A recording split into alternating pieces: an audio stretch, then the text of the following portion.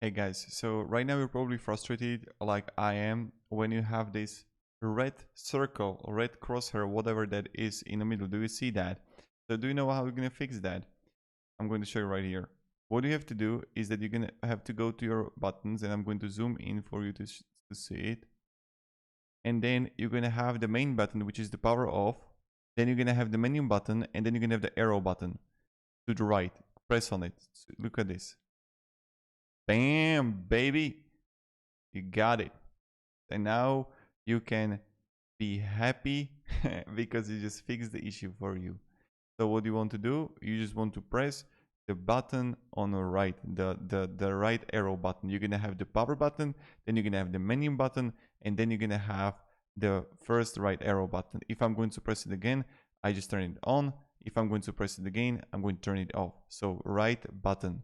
It's going to be the arrow, like when you're gonna have the and this is left. You get it, right? So right. I hope you get it. Power button, menu button, arrow button. Goodbye.